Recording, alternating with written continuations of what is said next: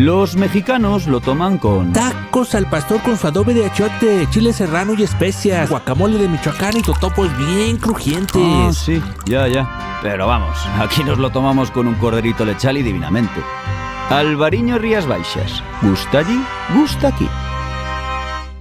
Ridomil Gold Combi, fungicida sistémico contra o mildeu.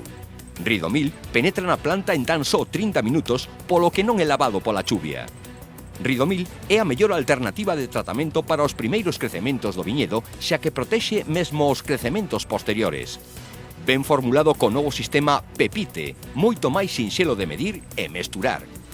Ridomil Gold Combi, o fungicida. É un produto Singenta. Máis información na nosa web.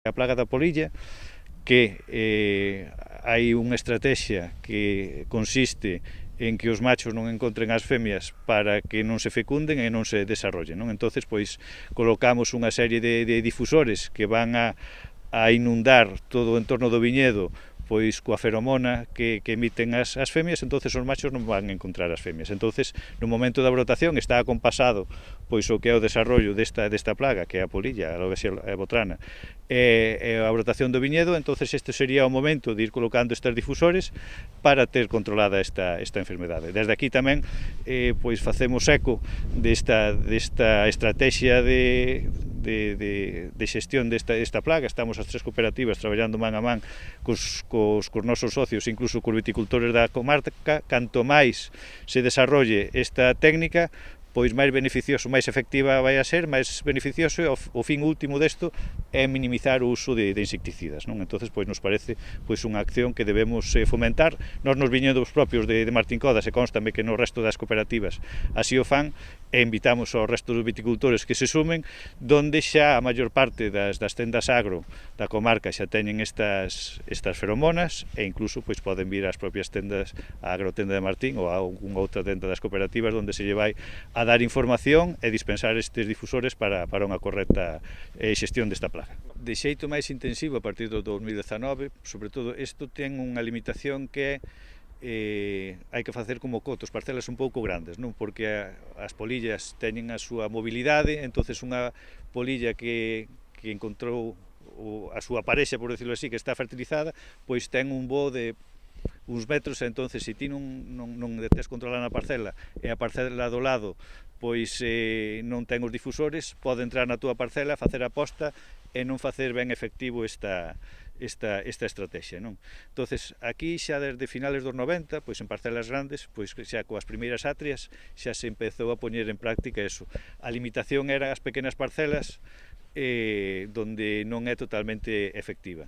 No momento que empezamos a ter viñedos un pouco máis grandes, viñedos propios, pois aí nós en viñedos propios xa fai moitos anos que levamos utilizando estrategia. En estes últimos anos, pois en colaboración coas outras cooperativas, pois facemos forza, xa temos un peso crítico suficiente na contorna como para un porcentaxe grande dos viñedos que estean con esta estrategia. E despois o boca a boca funciona. Entonces, ti, ainda que non esteas na cooperativa, ves que funciona, o viticultor dixe, mira, fai así que a min funcioname e vamos a salir beneficiados todos. É un proceso que vai medrando, e realmente aspiramos a que pois a maior parte dos viticultores da comarca o fagan, que vai ser pois beneficioso para todas as partes. A fórmula é a mesma. Se eu teño a miña parcela protexida con esta estrategia, e ti tes a parcela aledaña e tes protexida coa estrategia, protexémonos todos, non? Aquí o problema son as parcelas un pouco máis no borde ou algún enclavado no medio que non participa neso. Que se é pequeno no medio dunha parcela máis grande, ao final isto non deixa de ser como un vapor, é dicir, que se vai a mover e o propio aire vai a trasladar, non? Entonces, canto máis nos sumemos a este carro, antes tamén a diferencia de precio desta estrategia a utilizar un insecticida, pois económicamente a facía menos atractiva. Ahora, pois os insecticidas máis empregados e menos específicos perderon o rexistro, xa temos que ir insecticidas que teñen un plazo, unha efectividade máis corta, temos que dar máis pases e económicamente incluso interesa a estrategia das feromonas respecto a unha estrategia dos insecticidas donde tens que ser preciso na aplicación para que realmente sea efectivo e despois o precio destas materias activas pois cada vez suben máis.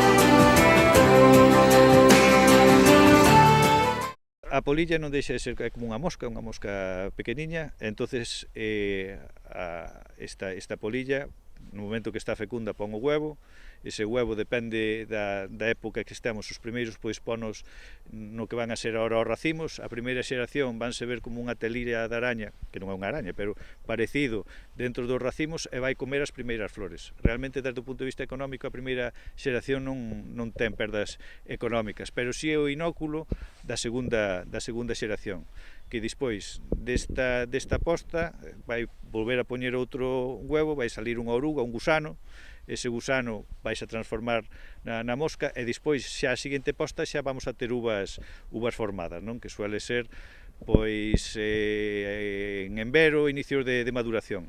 Entonces aí ese huevo xa sale, a oruga sale de aí e xa vai furar a folla, a uva. Ese burato por onde entra a oruga xa vai ser un vector de entrada, xa vai ser unha porta para que entre a botrytis. Entonces é moi interesante controlar esta segunda xeración, pero a uva ainda está verde. É máis problemática incluso é a terceira, que xa vai darse, a veces depende do inicio de vendimia, vaise dar en setiembre.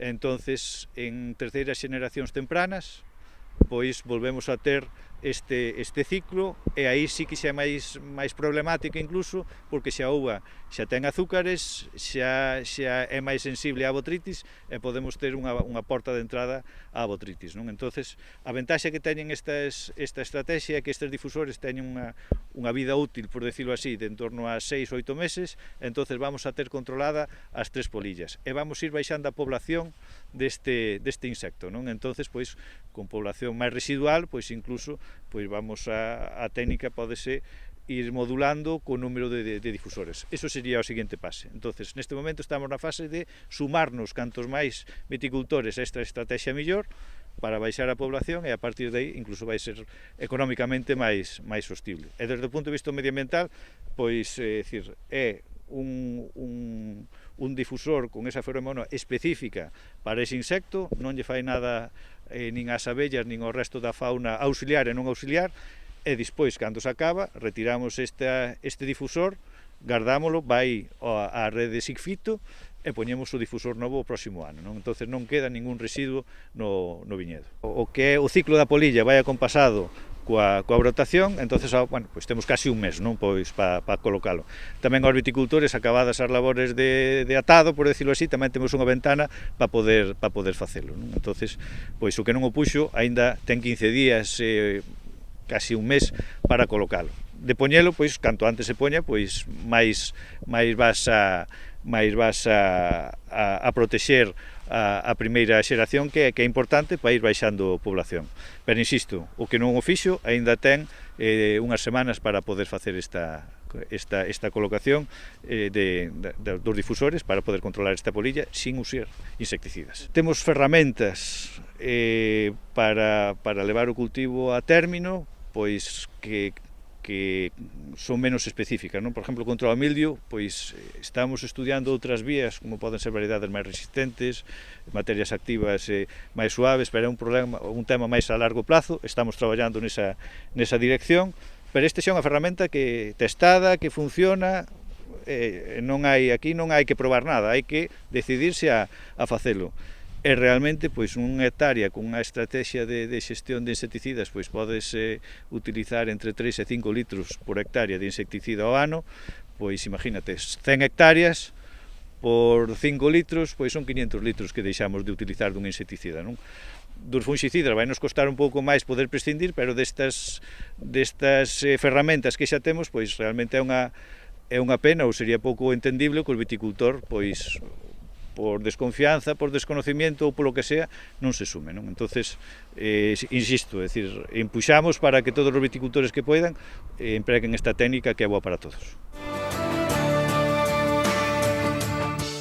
O sector vitivinícola de Rías Baixas prepárase para afrontar a nova política de aranceis de Estados Unidos que penaliza especialmente as adegas do Salnés para as que o mercado estadounidense é o principal no exterior. A semana pasada, a Zona Franca de Vigo, a Asociación Adegas do Salnés e o Concello de Cambados acordaron celebrar no mes de xuño o Foro Económico do Albariño, unha cita que se dirixirá a deseñar unha estrategia económica ante a decisión de Donald Trump. La Zona Franca de Vigo, la Asociación de Bodegas del Salnés y el Ayuntamiento de Cambados hemos mantenido esta mañana una reunión para analizar las políticas arancelarias de Trump y la afectación a Galicia como un sector vitivinícola de gran importancia. O foro celebrarase o 28 de xuño e nel participarán, segundo os organizadores, relatores internacionais que terán como obxectivo orientar o sector sobre a mellor estrategia a seguir. Y para ello hemos decidido realizar en el mes de junio un congreso económico vinculado a las exportaciones y el sector del vino, en este caso en Cambados, para analizar, para marcar la estrategia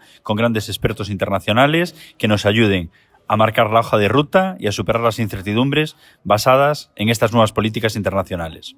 Os novos aranceis impostos polo goberno de Trump sobre os viños europeos supoñen un novo reto para as adegas con presenza en Estados Unidos. Así o venden de Acambades a Martin Kodaks. Recoñecen que a medida podería provocar un impacto inicial nas vendas, aínda que no seu caso confían na solidez da súa marca e na crecente apreciación din que ten o albariño a nivel internacional. Dende Martin Kodaks apuntan que o arancel non implica unha perda de competitividade para os seus viños, xa que afectan a todos os viños premium europeos por igual.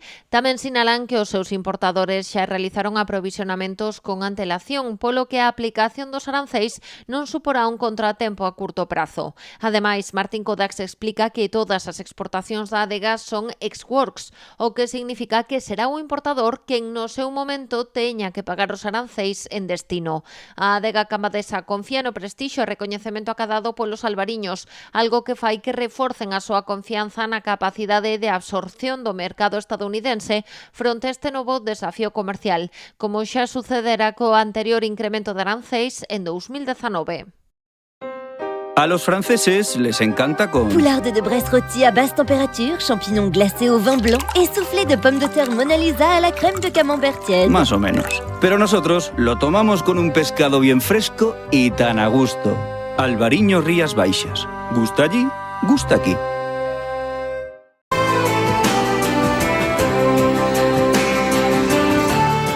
A Consellería do Medio Rural adía a declaración do Salnés como zona vulnerable a nitratos. Segundo explicou María José Gómez, a medida non se tomará ata que non se teña certeza de cal é a orixe desta contaminación. Nos declarámolas dende a Consellería do Medio Rural e así o faremos.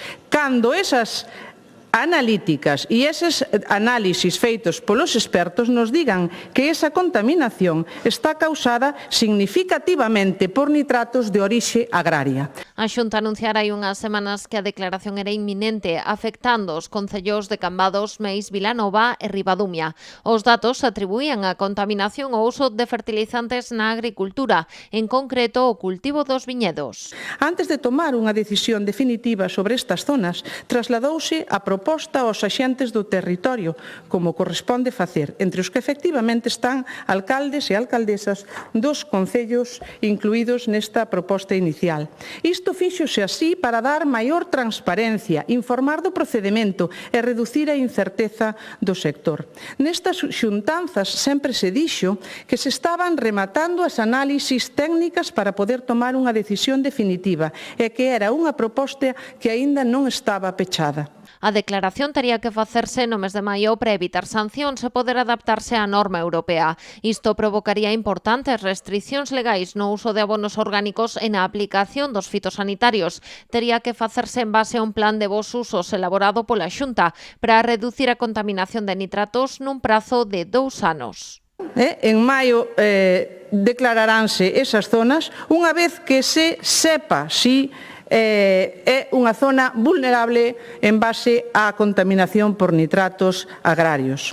E cando se aprobe ese plan, pasarán a ser obrigatorias determinadas medidas relativas á fertilización agraria. Vaise poder seguir empregando xurro ou esterco? Por suposto que sí, sen dúbida. Nunca falamos de prohibicións, senón de boas prácticas e de xestión da fertilización. O Ministerio de Transición Ecolóxica publicará no 2022 un mapa de masas de augas contaminadas por nitratos. Aquí figuraban ata 50 puntos con índices desfavorables e 12 zonas. Destas, a Xunta excluiu a 5 nas que considerou que a contaminación de augas non tiña orixe agrogandeira.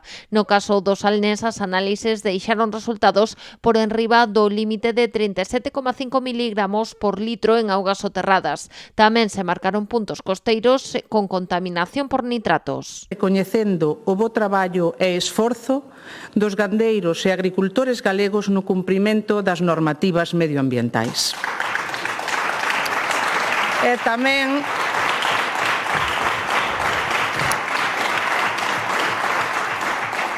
tamén a súa implicación para ter unhas explotacións cada día máis sostibles e respetuosas co medio ambiente.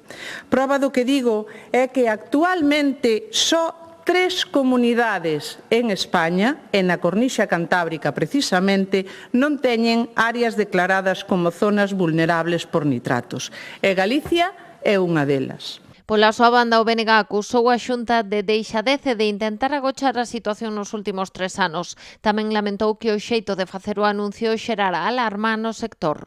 O importante aquí era canto antes se vayan facendo as boas prácticas, pois antes conseguiremos ter unhas augas libres de nitratos. E é o que eu lle quería decir, que se está perdendo un tempo maravilloso.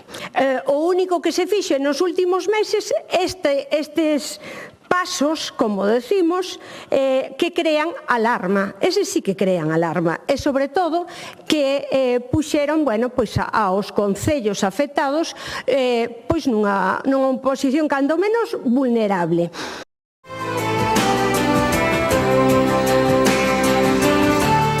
A ruta do viño Rías Baixas continúa coa súa aposta polo crecemento e a expansión a novos viaxeiros. Nesta ocasión fixo participando na última edición da xira da Confederación Española de Axencias de Viaxes Professional Tour, que percorreu toda España co obxectivo de favorecer o contacto entre axentes de viaxes e diferentes operadores turísticos. Durante 2 xornadas este proxecto no turístico participou en workshops con provedores e expertos do sector turístico, en colaboración coa Axencia Galega de de Axencias de Viaxes, a Asociación de Rutas do Viño de España e a Confederación Española de Axencias de Viaxes. Un total de 9 adegas asociadas á ruta estiveron presentes neste evento celebrado en Vigo e Oporto os días 2 e 3 de abril respectivamente. Ali reuníronse máis de 200 profesionais turísticos con 40 expositores que abarcaron dende aseguradoras e cadeas hostaleiras ata aerolíneas e empresas de cruceiros, así como destinos nacionais e internacionais, proporcionando un espazo axeitado para contactar e fomentar novas oportunidades de negocio. Na primeira xornada, ata a cidade olívica, desprazáronse 6 asociados da Ruta do Viño Rías Baixas para afianzar e expandir a súa relación con operadores turísticos de destinos españois. Deste xeito, representantes de Casa do Sear, Pazo Baión, Adegas Gran Bazán, Terras Gauda, Pazo de Rubianes e Adegas Bionta foron os encargados de promocionar as Rías Baixas como destino enoturístico e demostrar a súa relevancia dentro do sector turístico en Galicia. Ademais, como parte desta promoción, despois do workshop, os asistentes puideron degustar algúns dos viños destas adegas. Así mesmo, a ruta organizou unha comida para todos os expositores en colaboración coa Deputación de Pontevedra.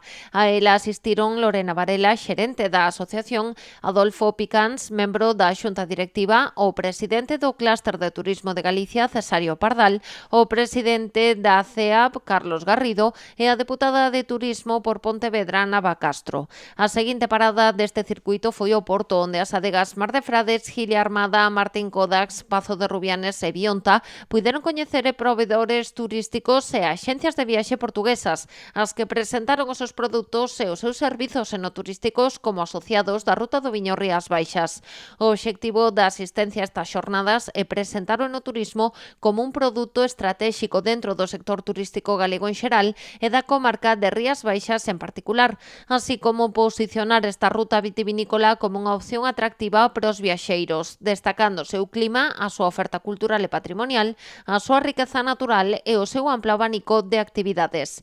A Confederación Española de Axencias de Viaxes comezou a súa xira CEA Professional Tour 2025 reunindo máis dun centenar de profesionais turísticos nun workshop celebrado este xoves 28 de marzo en Madrid.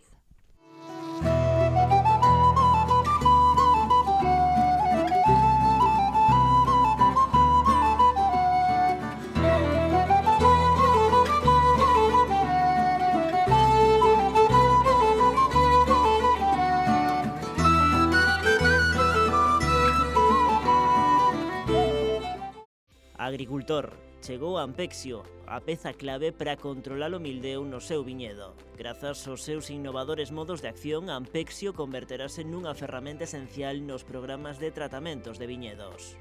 Ampexio, o fungicida sinérxico e sostible fronte ao mildeu da vide. É de Singenta. Los japoneses lo toman con... Toro, salmon, hamachi, ikuraとウニの軍艦巻き、マグロ、生わさび、コシヒカリ、赤酢. o algo así. Pero vamos, que aquí te lo tomas con un arroz y te quedas nuevo, ¿eh? Albariño Rías Baixas. ¿Gusta allí? Gusta aquí.